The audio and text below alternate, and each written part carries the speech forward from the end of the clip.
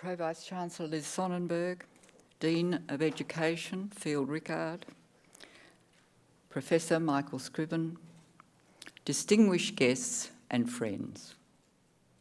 It's my very great pleasure to welcome everyone here tonight to the Melbourne Graduate School of Education at the University of Melbourne, a most appropriate site for this degree presentation. For those of you who don't know me, my name is Elizabeth Alexander and I am Chancellor of the University of Melbourne. And I'd like to begin this important ceremony by acknowledging the traditional owners of the land on which we meet, the Wurundjeri people of the Kulin Nations. The ceremony of conferring of an honorary doctorate is a significant event where the university gives its greatest honour to a distinguished graduate or member of the wider community.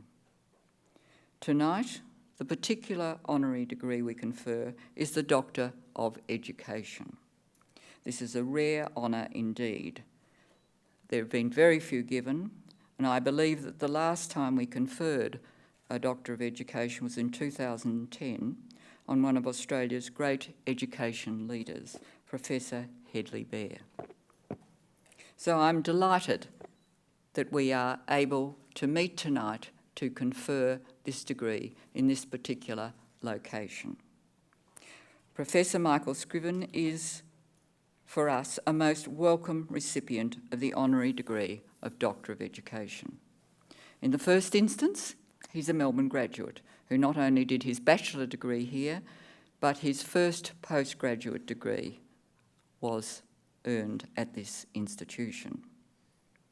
But secondly, and even more important, Michael has gone on to have a most distinguished career as a contributor to scholarship on the international stage, in philosophy, critical thinking, and above all, the profession of evaluation. So I'm delighted that on this night where the Dean's Lecture is being held, that we can officially welcome Michael back to the University of Melbourne and confer on him this honour. So thank you all for being part of this ceremony. By virtue of the authority vested in me by the Council of the University, I shall confer a degree. I call on Professor Joy Damaris, Senior Member of the Academic Board.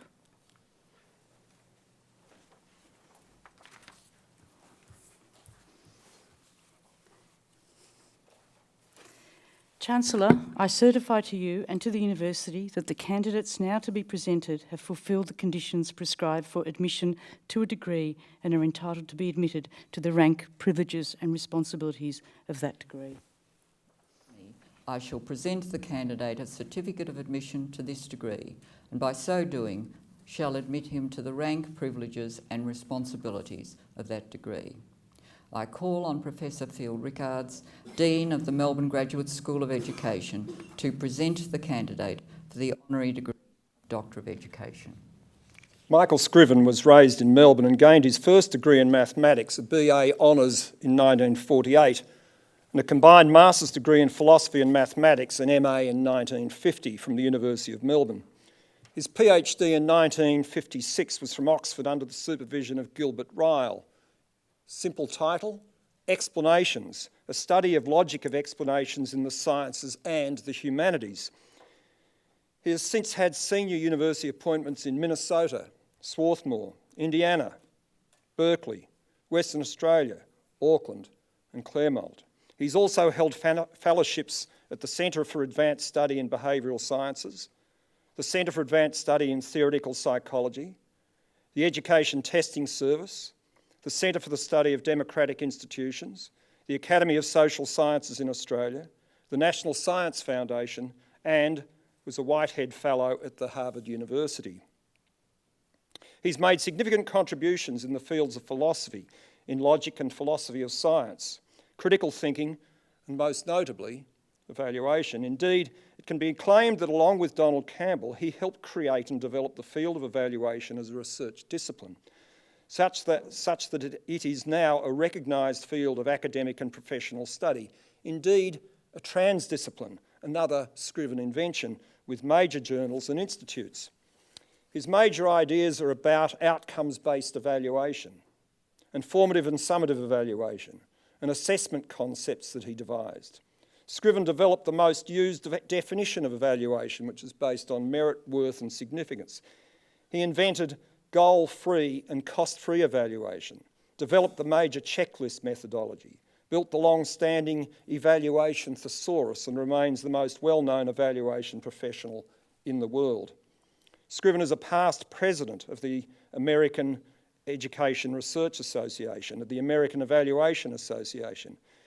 He received the American Evaluations Association's esteemed Lazarsfeld Award for his contributions to evaluation theory. He served on the editorial review boards of 42 journals and authored more than 450 publications.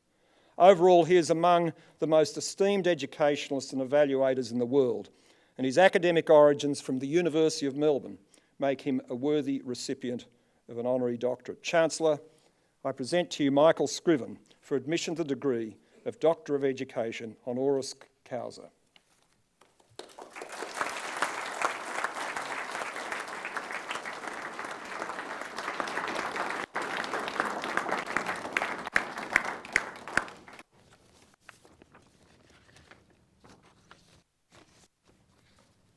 Formally, my congratulations. We're delighted, Dr. Scriven. This brings us to the end of tonight's conferring ceremony. While the official party, including Dr. Scriven, will now leave the lecture theatre for a few moments, we'll leave you in the hands of our wonderful choir. So in just a few minutes' time, Dr. Scriven and the Dean will return and take the stage for tonight's Dean lecture. So once again, thank you all for being present.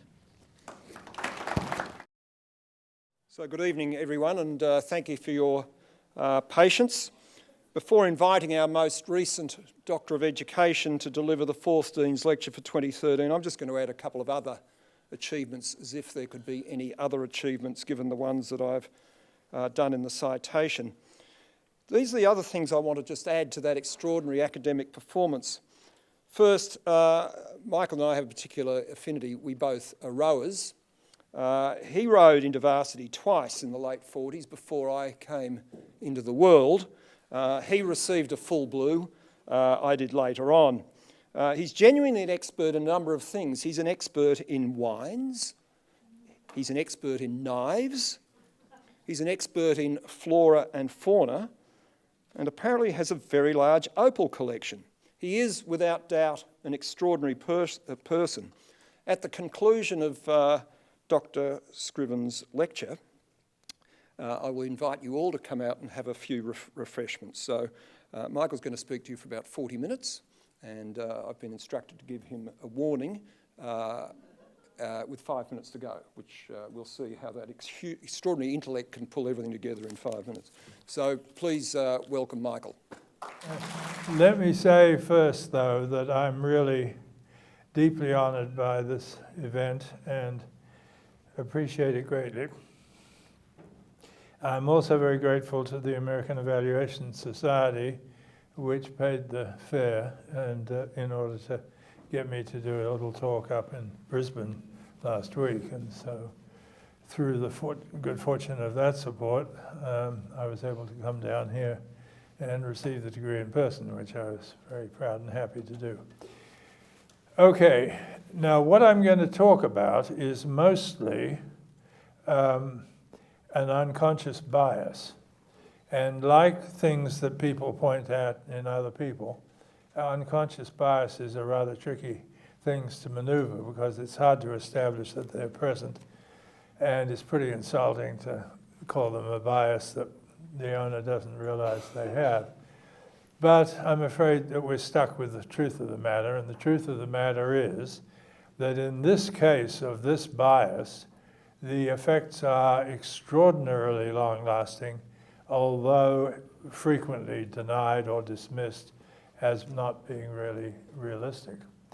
The bias is the bias of continued belief in the doctrine of positivism, that in its most objectionable form for us evaluators, which took the form of the value-free doctrine beginning about 1907 or so, and which banned the publication in any journal of respectability in the social sciences of any article in which the term evaluation occurred.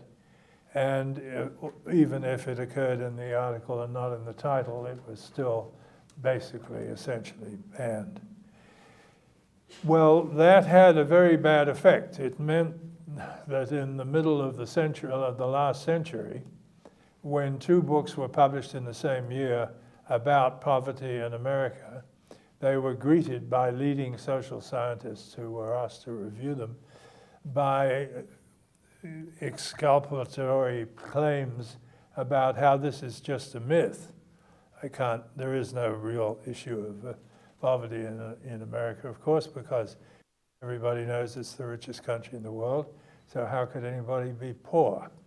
Right, well, one answer would be read the book, but another answer would be to say that this was the result of the leading figures in the social sciences being barred from research on social problems, because, of course, what's a social problem is a value judgment.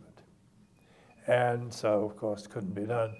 I remember around the same time, a couple of years later, maybe 5 or 6 years later, the annual prize for the American Political Science Association for the best publication of the year was given to somebody who happened to be president of the association at the time when he received this, for doing a study of New Haven, Connecticut's system of government, which of course was city council based and so on. The study was interesting because what it did was to provide the documentation for the conclusion, never drawn by the author, that this was absolutely and totally corrupt.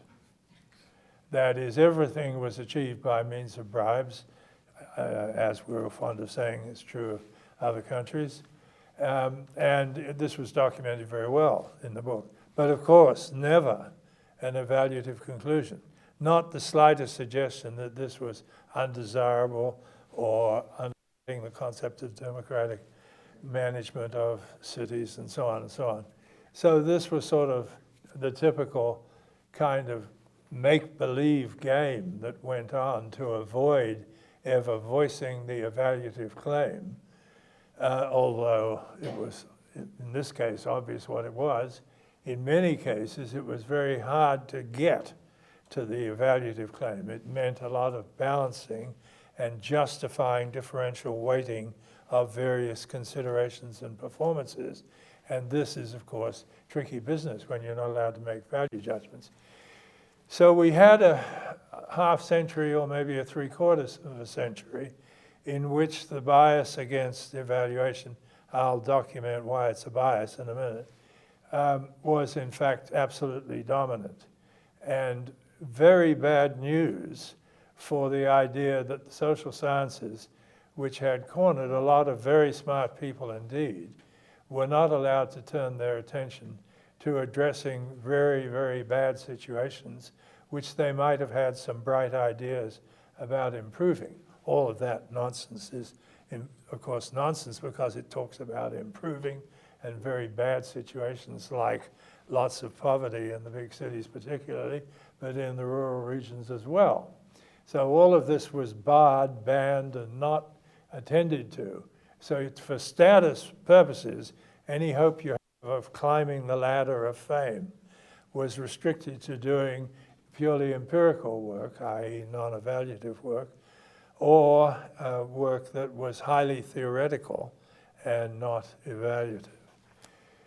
So that was a lot of damage from a bad prejudice. What I'll do for you tonight is unpack the reasons why that prejudice was totally unfounded and totally false. The reason I'm doing this is not in order to get people in the guru level of the social sciences to say that the doctrine of value-free social science wasn't valid or defensible, because they already do that. The reason is that they say that, but they don't do it. This came home to me in a very unattractive way for me as somebody really involved in the efforts to develop evaluation as a discipline as a result of the following experience. The great publisher of evaluation work for a long time, no longer true, but one of the great publishers even now, Sage Publications, announced that they had another anthology coming out. That's pretty bad news anyway, because anthologies are simply the last gasp of the paper publishers to make a lot of money. So they found out that they could sell 1,000 or so copies at $150 a time, because the libraries that can afford it, there's a limited number of these, but just enough to make a profit from, would buy them because they were anthologies written by the good people in the fields. At any rate, Sage got onto that horse pretty early and was making a lot of money out of it. But they had announced that there would be a new anthology coming out shortly, which would be called an anthology of applied social science. Now, when I saw that, I was sort of pleased, because my view of evaluation is it's the crucial step in answering questions that are asked of social scientists, like what's the best way to handle gang violence, or would arming the police more heavily do anything to reduce crime, and so on. These are the questions that people ask for answers about. They're all evaluative. That people want to know how to make life better, or certain humans better, or avoid some of the worst things that can happen. Of course, that's all just evalu talk and forbidden. So I thought, well, this will be promising, and I looked at who the editor was, and to my pleasure, the editor was the current president of the American Evaluation Association, a very respectable longtime friend of mine, Deborah Raj. And so I thought, well, now we're going to get into the applied social science business a little more straightforwardly than we've had to do in the past. And then, of course, the table of contents came out, and it did not have a chapter out of its 25 chapters on evaluation at all. Then the book came out, so I turned, hopefully, to the index. The word evaluation did not appear. This is a book edited by by the president of the American Evaluation Association, which at that time had 7,000 or 8,000 members, and I was one of many people in good standing as a member of that, and hoped that this was going to be something really valuable for us in evaluation, and for people in social science who would get some serious talk about how to bring values into empirical studies in order to get answers to evaluative questions. Okay, well, so disaster upon disaster. So I run into Deborah, I think in Brazil, later that year, where we were talking. And I said, Deborah, what happened on this? And she said, oh, yes, that. Well, that was a deal that Sage made. They wanted to be able to have another anthology, which would be about evaluation in the applied social sciences. So I was not allowed to put anything in here. So, I didn't say, well, so you should have turned the damned assignment down. But I mean, that's what was happening. Once more, the ability to pull that off, which wouldn't have worked at all with anybody who really believed that evaluation is the key to getting the answers to the practical questions that human beings ask applied social science people. It was a total loss.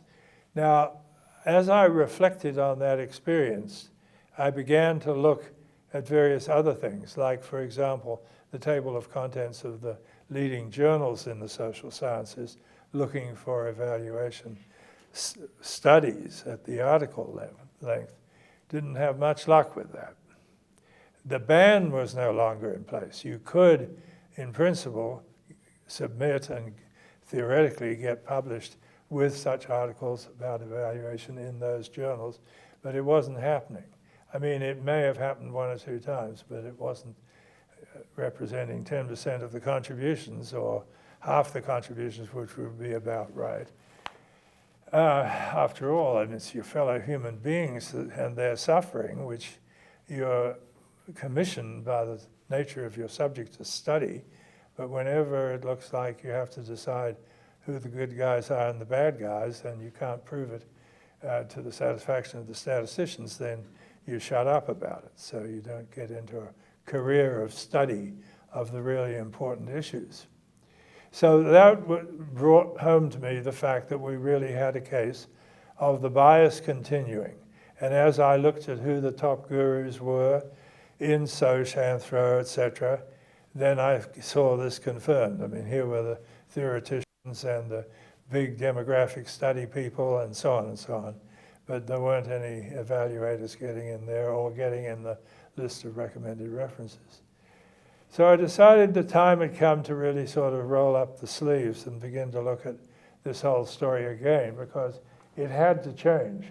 And I decided that what I'd do, unfortunately, as I didn't see any way around it, was go back to the foundations of the value-free doctrine. And instead of dealing with it by sort of pointing out that there are a lot of very important scientific studies that are evaluative in some way or another, I'd go back to the reasons that led to the initial denial of the legitimacy of evaluation. So I did that, and the story tonight is mostly the story about that. Not full of laughs, but something that seemed to me to be worth doing, and it turned out to be quite interesting. So hang on, guys, it may get interesting enough to rivet you and have you walk out of here with a completely different view of not only evaluation, but of the nature of the prejudice against it. Right, so we begin with a serious look at the history of evaluation. Then we'll take a serious look at the development of the arguments that led the positivists to say it could not possibly have scientific status. Their reason was that it was simply talking about people's preferences. You can't, and this is obviously not the subject for scientific study because people differ in their preferences. So there's no intersubjective agreement. So it can't be science. End of story. Of course, there was something a little quaint about that line of reasoning because it was uttered in front of the freshman class, first year class, in every Soc class, every psych class. You know, we are not here to talk about how the world ought to be. We're here to tell you how it is. The is-ought gap cannot be crossed by legitimate inference. So you'll never be able to support the evaluative claims by appeal to true factual claims, since you can never deduce or induce the value conclusions from the factual premises. You're going to need value premises.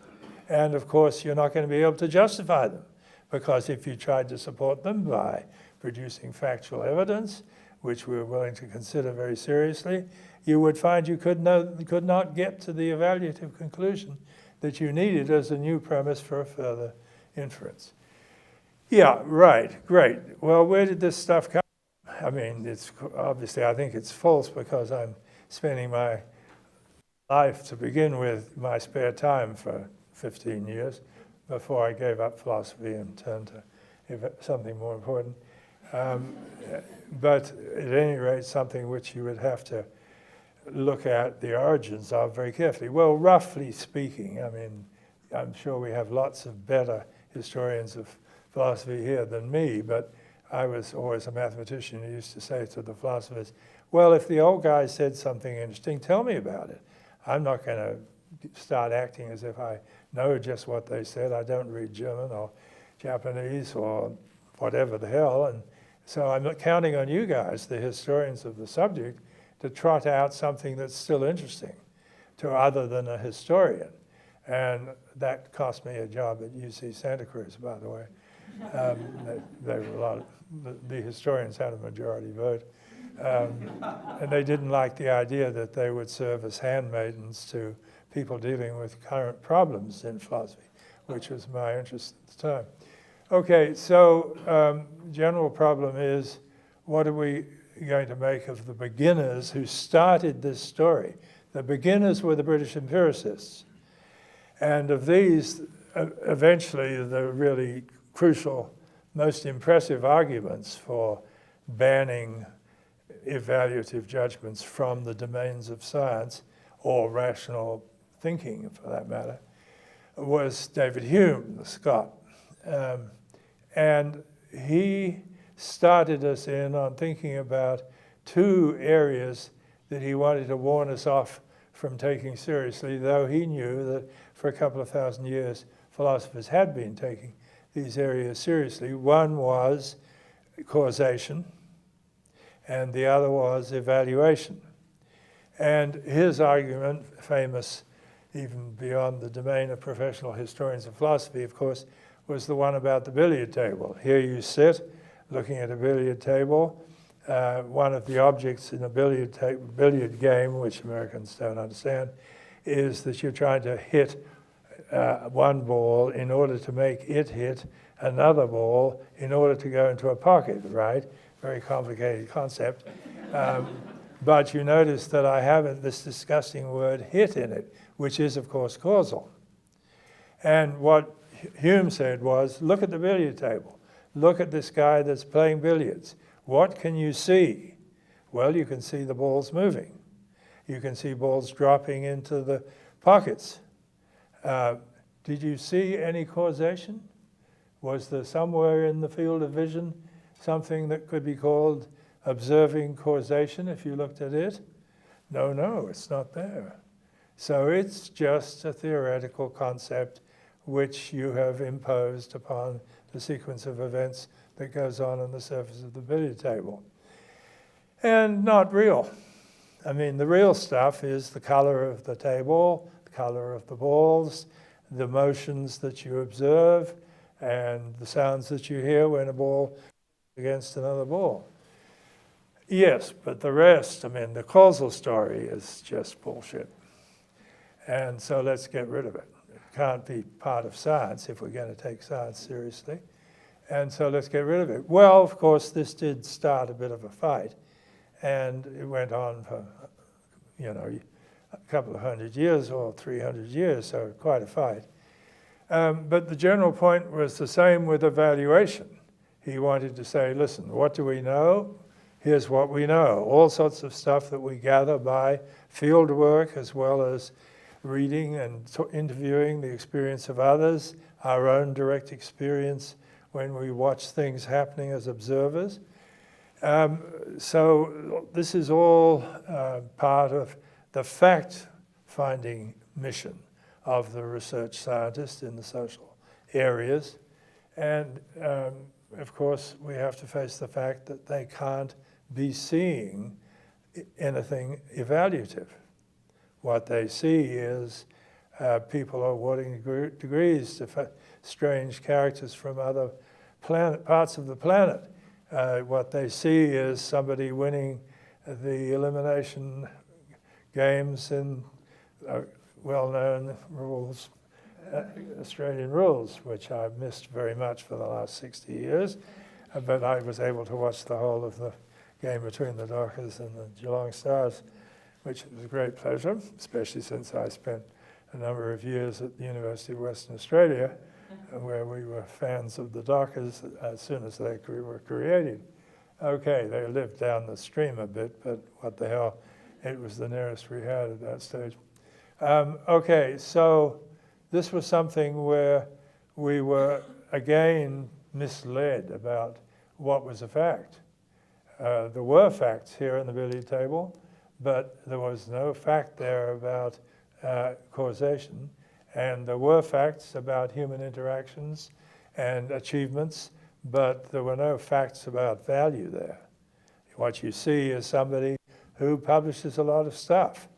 Right, does that mean that he's any good? No, you've got to actually invent the concept of good and apply it to determine whether he's good.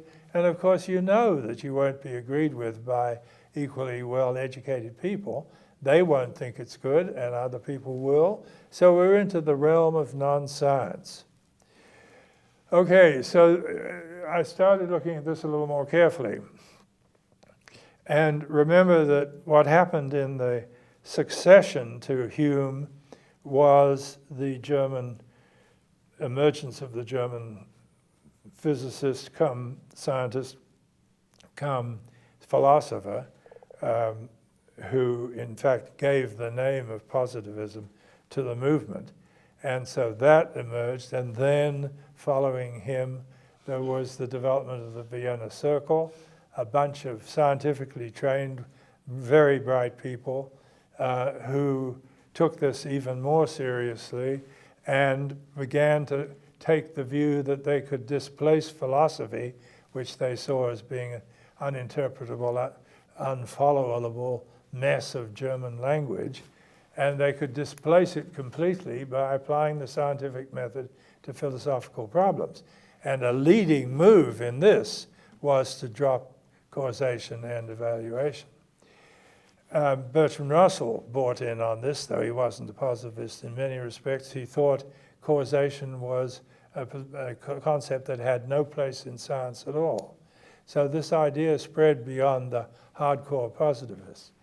So here we are in about a quarter of the way through the 20th century, and we've got an absolutely solid block against any evaluative stuff in the social science area, and we had very tough requirements about establishing causation, which we were agreed we could establish if we used very tricky experimental designs, but probably not otherwise. Okay, now move forward to the last quarter of the 20th century, and you've got people saying exactly the same things. That is, you can't establish causation without very tricky, increasingly tricky experimental designs, randomly allocated subjects between at least two groups, one of which was control and the other experimental. If you didn't have random allocation, large groups, and a very careful procedure for doing what you call randomizing, then you wouldn't have proof of causation. Well, you know, if you started talking to any practical person, they'd think you were kidding. I mean, that's why we kept them out of the university as much as we could. What were they doing? I mean, they were hammering things and the nails were going in. Most ordinary citizens were convinced that the reason the car just slowed down with a red light ahead was because you put your foot on the brake. And you observed that this interaction between your foot, the brake, and slowing down was occurring many times per driving excursion. So, I mean, you were firm believers in observing causation. And it seemed a little ridiculous to start to attempt to show that you were misled into believing in these causal connections through sloppy design of your experiments and so on. So this began to look, to me at least, as being basically bullshit. More of the same. So it might be better than the German philosophy of the time, which was indeed hard to manage in any way, but there it is. But it certainly wasn't very good in its own right. So I started pushing hard to see if I could undo each of the links in this chain and found ways to do it. And one of the ways to do it was to look very carefully at the history of the development of knowledge. And that's what I'm going to turn to. Now I'm going to introduce you to some very modern technology. The technology works like this. I draw the graph. There are the axes. Okay, keep that in mind. Now then, this axis is, of course, the beginning of things in the timeline, which is this line. And this axis begins in the history of science down near the abscissa, because there's not much science around at the time of the beginning of science. But it zooms along from there on. So there it goes up like that. Technology is interesting because it begins much higher. Why? Because it began 2 million years earlier than science. You look it up in the Oxford American Dictionary, it says technology is applied science. Unbelievable nonsense. It's possible that you could argue that science is applied technology, but you can't possibly argue that since we have tangible artifacts from 175,000 years ago and nothing in science until at best 5,000 years ago, it's clear that it cannot be the case that technology is applied science, because there wasn't any science for 170,000 years after there was lots of technology. When we get serious about the origins of technology, we get back close to 1 million years, because of course it began long before the Stone Age. It's just that wood spears don't survive 1 million years of sitting around, whereas stone spears do. So the footprint shows up better with thinking with the age of the lithic stuff is the age of technology. Okay, so that little story, which isn't tonight's story, is actually very interesting. The idea that you should manage, big science manage to sell the political world on the idea that science is what you need in order to make a contribution to technology. I mean, the facts were simple.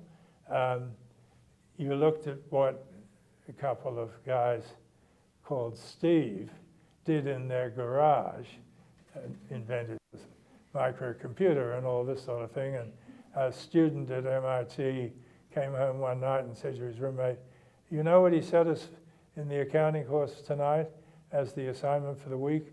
He said, "Change the tax rate from 2.5% sales tax to 2.75% and tell me what you get." And I mean, he said, you know, he said to his roommate, who was working in electrical engineering, "Isn't this the sort of garbage that you do with a computer?" And the roommate said, yeah, but they're a little expensive. So the first guy says to him, "Well, write the damn software and so that it didn't cost you anything, and then we'll do something about making the thing."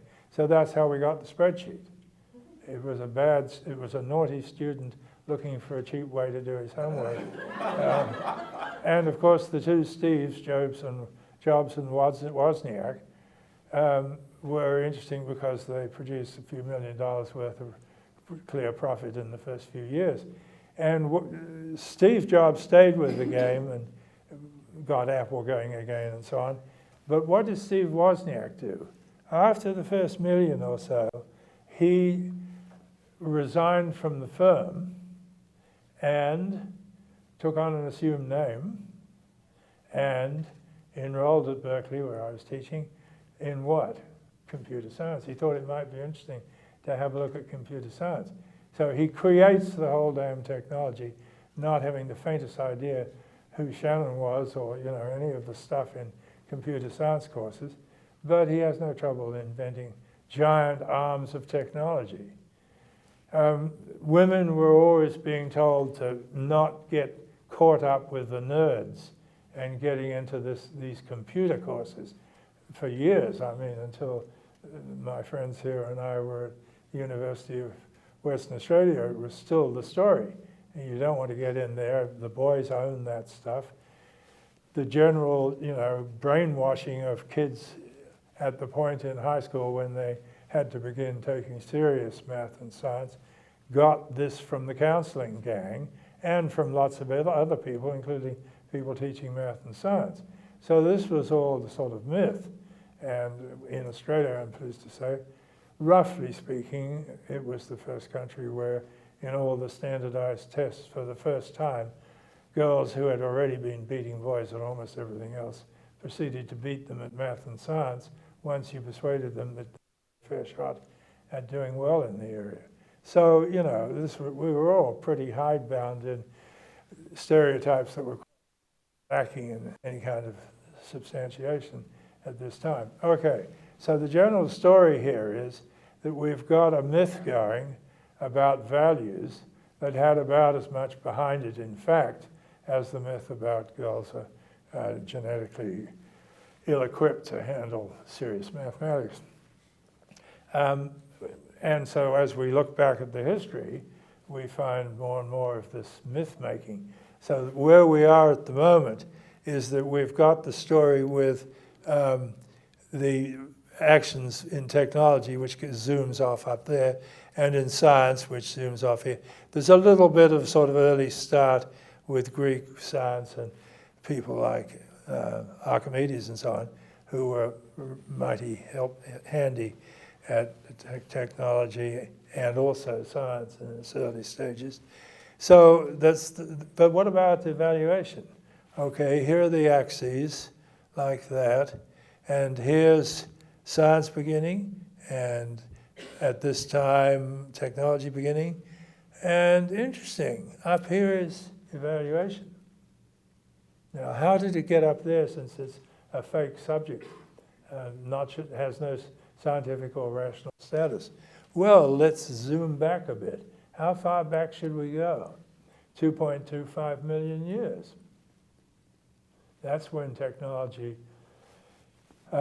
spawned evaluation, and I'll tell you how it happened and why it's 2.5 million years. It's 2.5 million years since that's the age of Homo sap.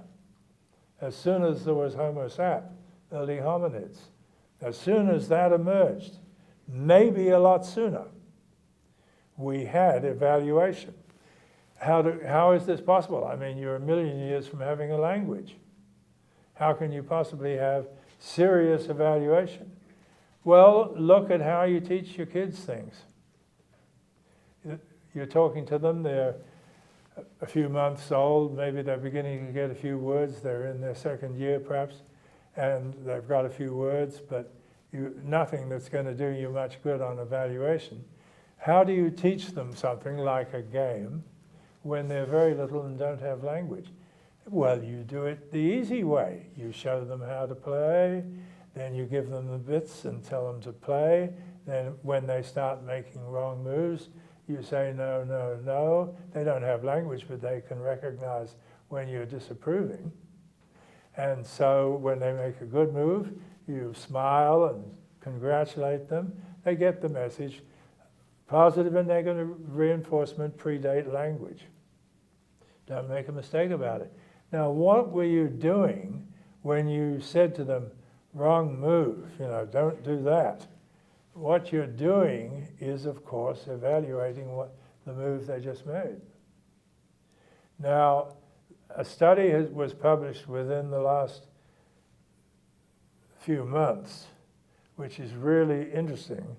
If you write me, I'll give you the exact reference, in which a very strong case was made that 3-month-old kids can evaluate. They did it using puppet figures, which the kids had been used to watching puppet games with, and cheering the good guys, who normally wear white coats and so on, and sneering or booing the bad guys. So now we show a scenario in which one of the guys starts beating up on the other guy. And you say, do you like that to them? They don't know what do you like that means, but you're asking for their judgment. And they cheer the good guy and boo the bad guy. No problem about it.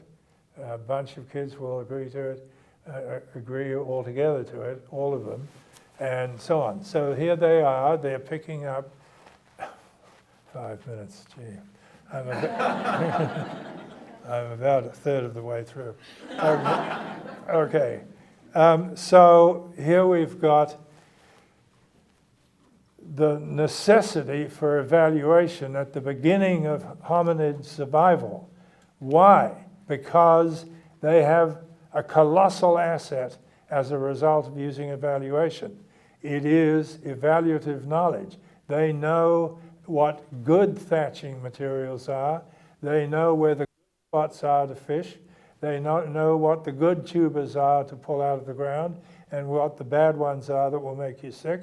They have a body of evaluative knowledge at the dawn of civilization, and they spend their time increasing it. So we go on, beginning by this time, when science is just beginning, they have this huge communal social capital. And that they pass on all the time to their adult friends, their co-workers, and so on and so on. And we get the beginning of technology because the emergence of people who are very talented at it becomes apparent, and they become the leaders of the skill area.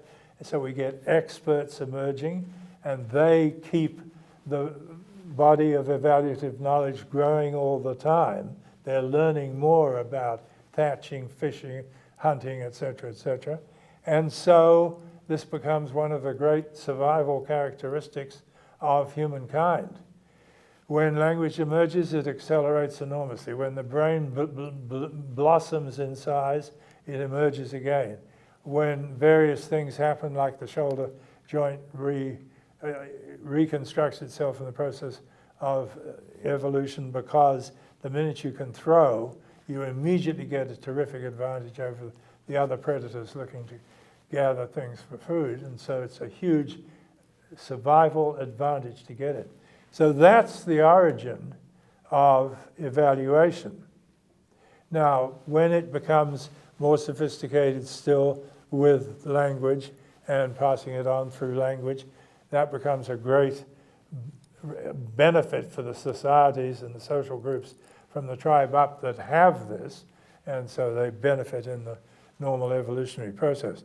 Okay, so now we come to the point where David Hume starts casting doubt on the evaluative stuff, and has, as the positivists did after him and so on, has invented a new type of foundational knowledge, namely non-evaluative, and is arguing that the non-evaluative knowledge, the color of the walls here, the sound of the voice from the amplifier, and so on, that's the real knowledge. But what are the facts? The facts are that that is real knowledge, but so is the evaluative knowledge.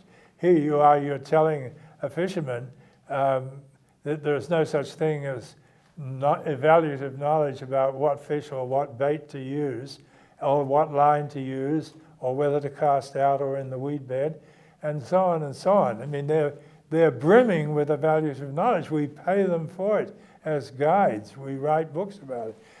Evaluative knowledge from 2.2 million years ago was pricelessly valuable, just as valuable as knowing the color of the front door in your hut. Whatever the hell in the way of knowledge, it met the standards beyond reasonable doubt. Nobody had any problem about validating it. You want to know who the good fishermen are? Watch who brings home the fish.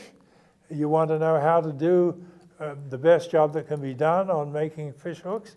Watch the guy that gets the fish.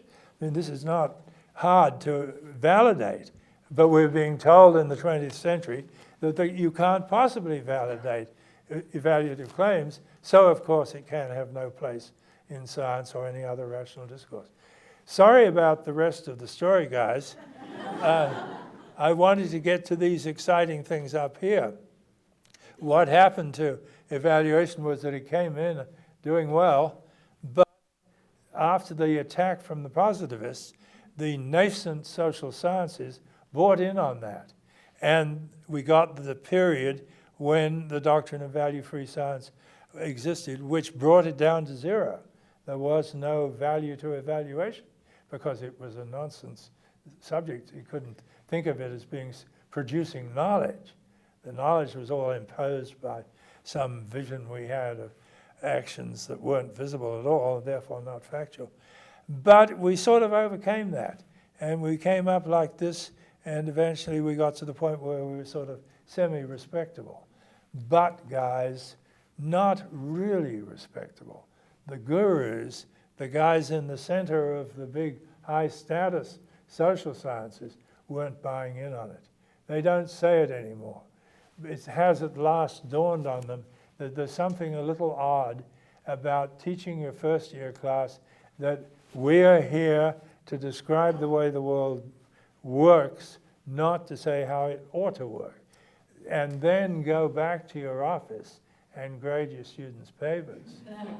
And then start reading the papers that were sent into the journal on whose review board you exist, which you're supposed to be grading. Then you're going to start talking about which students to give scholarships to. Then you're going to have a vacancy in your department and you'll evaluate the candidates.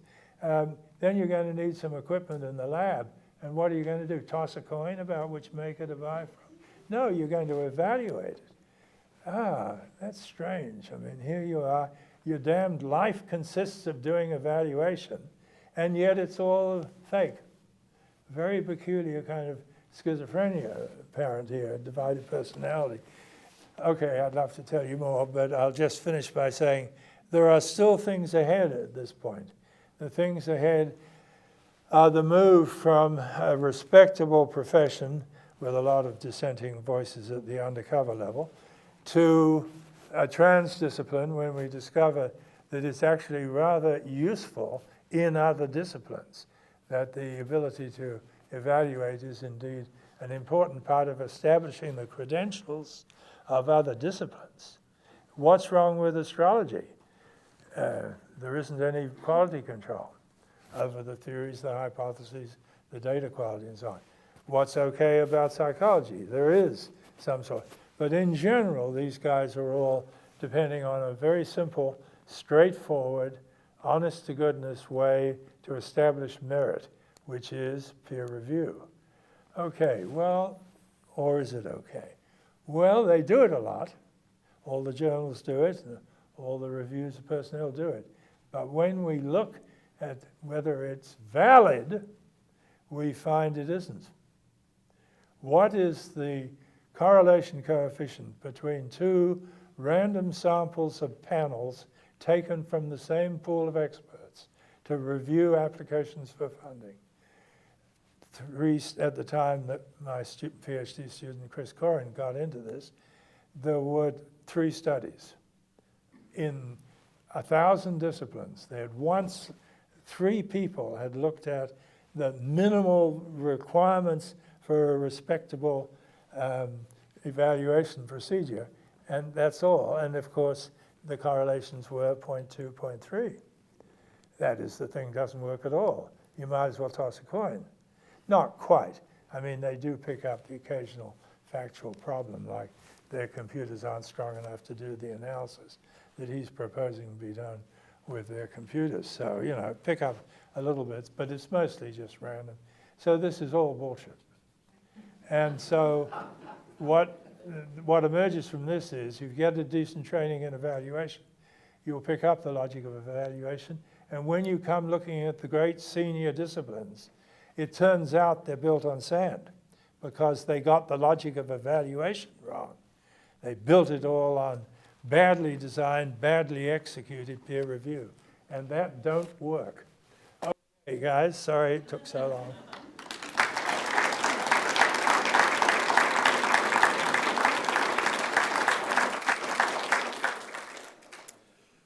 Ladies and gentlemen, you've had a treat tonight. I've known Michael for 25 years. We've been working together in 3 different universities, and when I mean working together, it's a bit like tonight.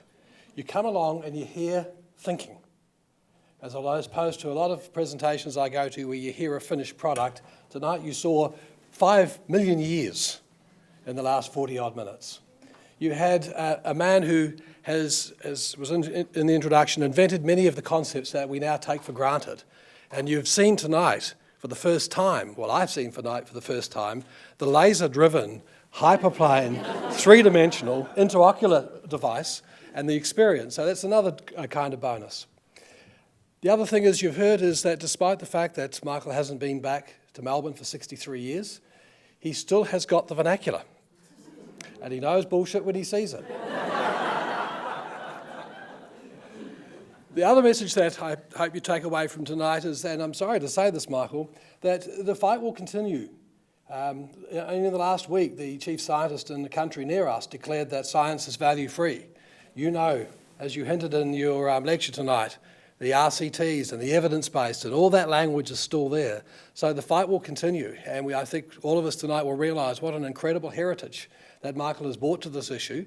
The work that he has done over the years, inventing evaluation, all the major concepts we've used. And I think that you will join with me in giving a big thank you to Professor, the Honorary Doctorate, Michael Scriven. Thank you.